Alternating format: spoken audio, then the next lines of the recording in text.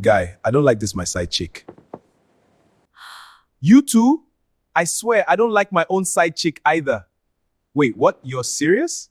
Should we swap? Yes, we should. Here you go, take my girl. Wait, what? Your girl? Are you serious right now?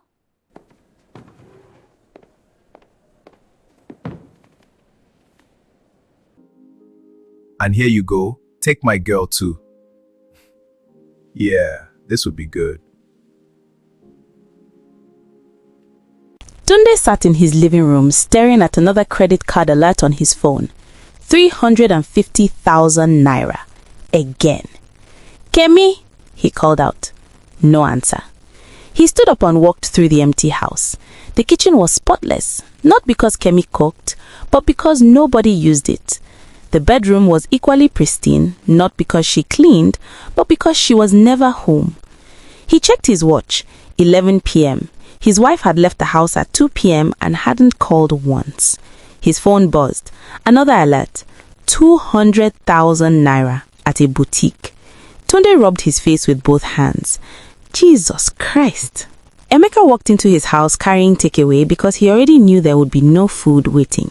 Ngozi, I'm home, he called out. She was sitting on the couch, scrolling through her phone. She didn't look up. Did you hear me? He asked. I heard you, she said flatly, still not looking up. Emeka sighed and went into the kitchen.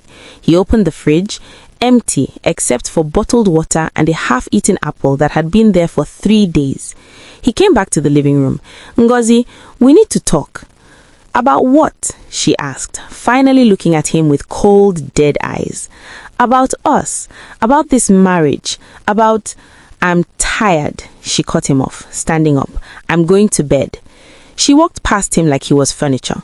Emeka stood there alone, holding his takeaway bag, wondering how his life had become this. The next morning, Tunde sat across from his friend Emeka at their usual spot, a small bar tucked away in Lekki, where they met every week to drink beer and complain about life. Guy, I cannot continue like this, Tunde said, shaking his head. Kemi is finishing my money. She spends like there's a printing press in my backyard. Emeka nodded sympathetically. How much are we talking? Last month, 7 million naira. 7 million. On what? Shoes, bags, hair, spa, trips with her friends. Guy, I work hard. I'm not stingy, but this woman thinks money grows on trees. Emeka leaned back. You need to put her on a budget. Tunde laughed bitterly. Budget. Kemi, you don't know my wife. I'm serious. Give her a fixed amount every month. 3 million, 4 million, whatever you can afford.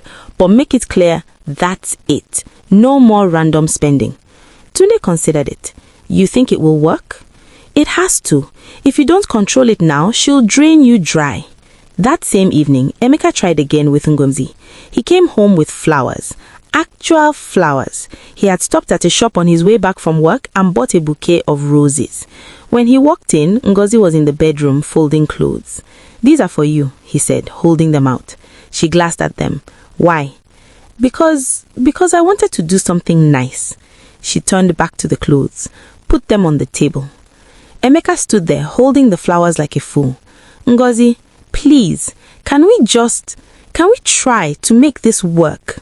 I'm trying, she said without emotion. You're not, Emeka said quietly. You haven't smiled at me in months. You don't cook, you don't talk to me, you barely look at me. How is that trying? Ngozi stopped folding. She turned to face him, her eyes hard.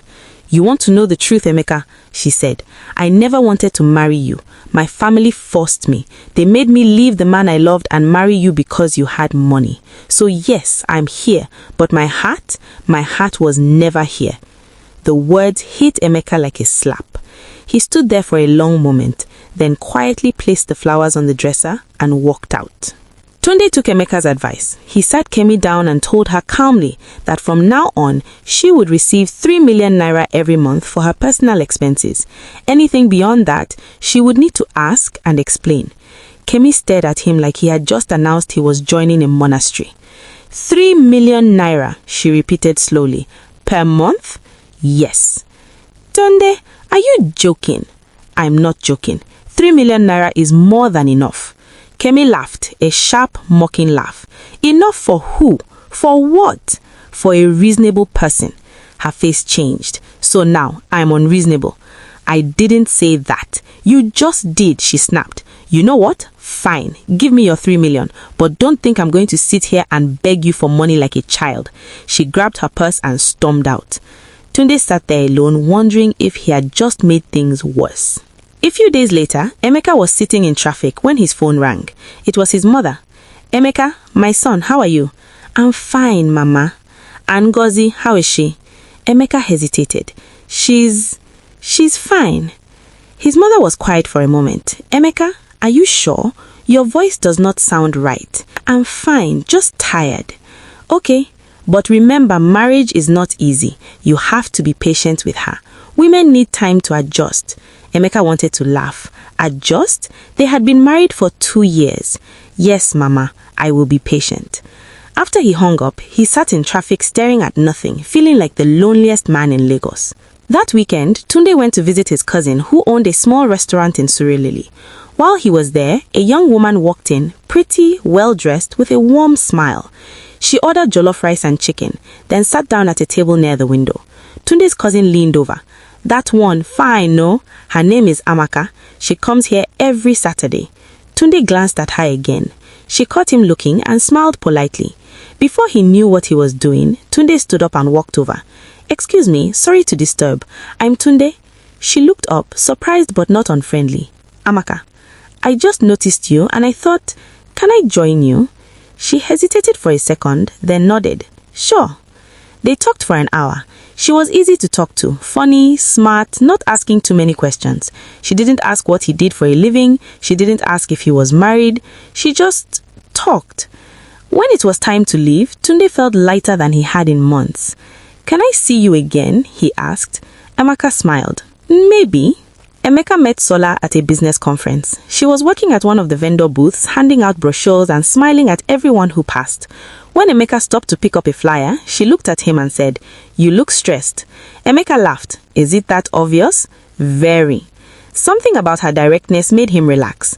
They talked for a few minutes. She told him she was a graphic designer trying to grow her business. He told her he was in logistics. Before he left, she handed him her business card. If you ever need a designer or just someone to talk to. Emeka took the card and for the first time in a long time, felt like someone saw him. Over the next few weeks, Tunde and Amaka started meeting regularly. He would take her to lunch, buy her small gifts, pay for her hair or nails when she mentioned needing them done. But he never touched her, never tried to kiss her, never even hinted at wanting more. Amaka found it strange. One afternoon, after he transferred 50,000 naira to her account for whatever you need, she finally asked, Tunde, why are you doing all this? He looked confused. Doing what? Giving me money. Taking me out, buying me things.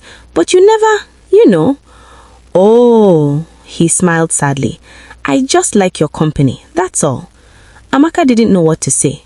She had heard of sugar daddies, but sugar daddies who didn't want sugar, that was new. Later that night, she called her friend and whispered, I think this man might be doing rituals. Emeka started seeing Sola too. He would meet her after work, take her to nice restaurants, listen to her talk about her dreams and frustrations. He paid her rent 1 month when she mentioned struggling. He bought her a new laptop when hers crashed.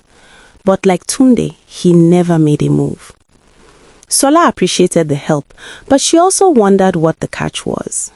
One evening, she asked him directly, Emeka, what do you want from me? He looked at her, genuinely confused. Nothing. I enjoy spending time with you. But you don't want anything else? No. Sola went home that night and Googled men who give money but don't want sex. The results weren't comforting. Meanwhile, Kemi was living her best life. She had started seeing Alhaji Musa, a wealthy businessman who owned properties all over Lagos. He was older, married, but generous beyond belief. He didn't ask questions. He didn't put her on a budget. He just gave. New car? Done. Designer bags? Done. Trip to Dubai? Done. Kemi felt alive again. She barely came home anymore, and when she did, she and Tunde barely spoke. One evening, Tunde was cleaning out her handbag looking for his car keys when he found a hotel receipt. Echo Hotel, Presidential Suite, 2 nights. He sat down slowly, staring at the paper. When Kemi came home that night, he was waiting. "What is this?" he asked, holding up the receipt. Kemi didn't even flinch. "What does it look like?" "You are cheating on me." "And?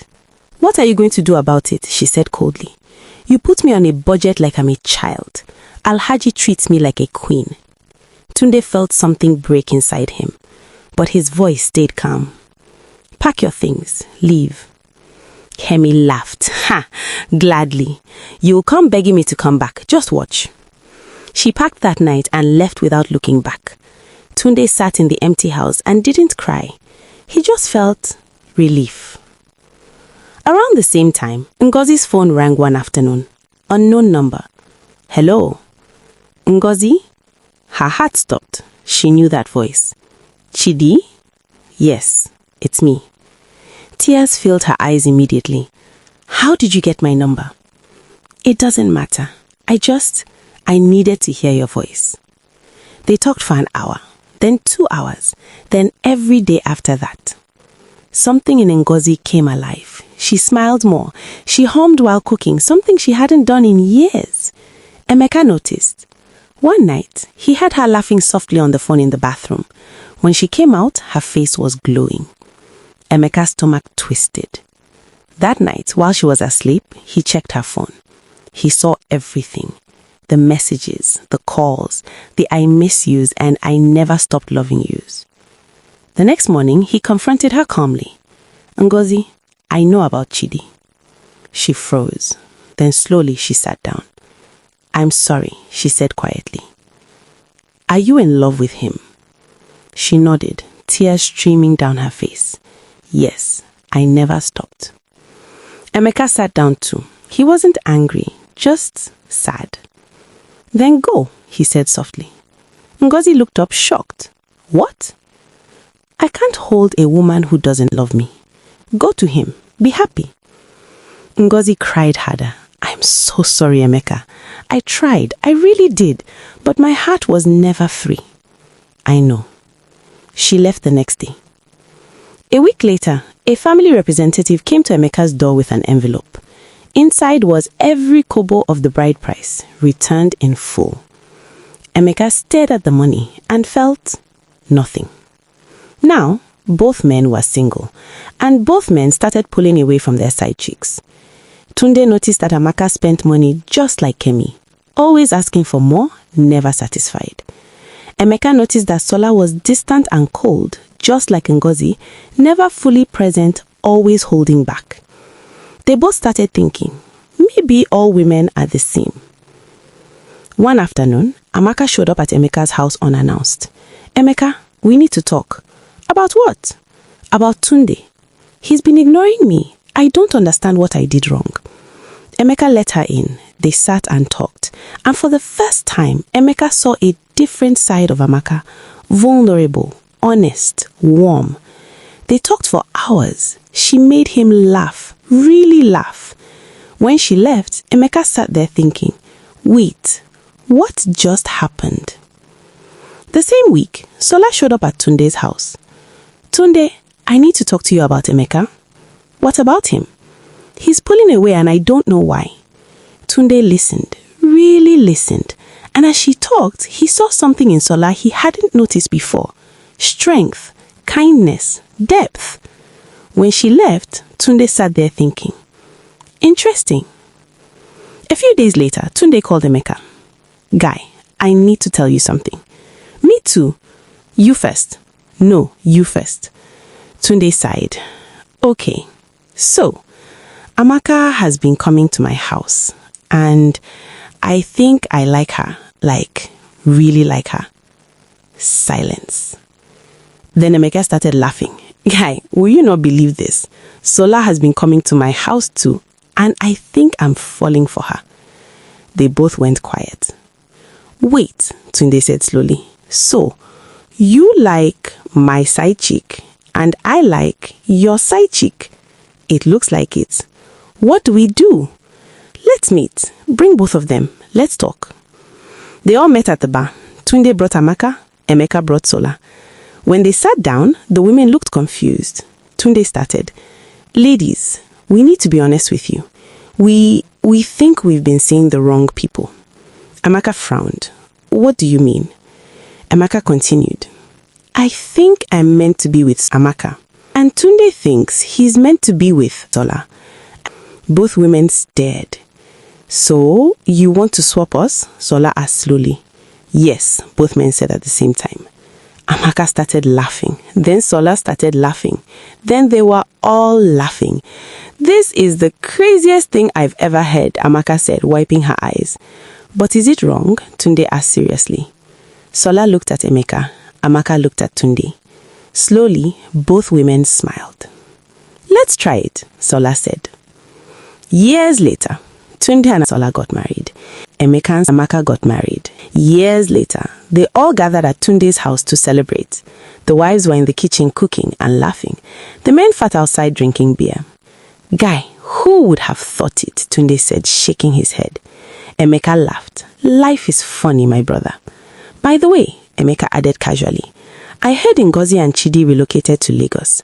They got married. They have 2 children now. They're doing very well. Tunde looked at him. And how do you feel about that? Emeka smiled. Honestly, I'm happy for her. She's where she was supposed to be, and I'm where I was supposed to be. Then there was a knock at the door. Tunde opened. Standing there was Kemi. She looked nothing like the woman who had left. She was thin, tired, and her eyes were hollow. Kemi? Tunde, please, I need to talk to you. He let her in. Everyone went quiet. Kemi sat down and started talking. She told him about Alhaji, how he had been using her for rituals, how she kept terminating pregnancies because she wasn't ready, how she was now sick and doctors couldn't explain why. I didn't come to beg you back, she said quietly. I just came to apologize. You were a good man. I was foolish. I'm sorry. Tunde listened. Then he said, I forgive you. Kemi started crying. Thank you. She stood up, wished them all happiness, and left. The room was silent. Emeka raised his glass. To life, to choices, to endings and beginnings. They all clinked glasses. And in that moment, they all knew they were exactly where they were supposed to be. The end. If you enjoyed this story, please don't forget to subscribe to Omar's African Tales, like this video, and share it with your friends and family. Comment down below. Have you ever realized you are with the wrong person? What did you do? Until next time, remember, character matters, choices matter, and sometimes the life you are meant to live is just one honest conversation away. Goodbye.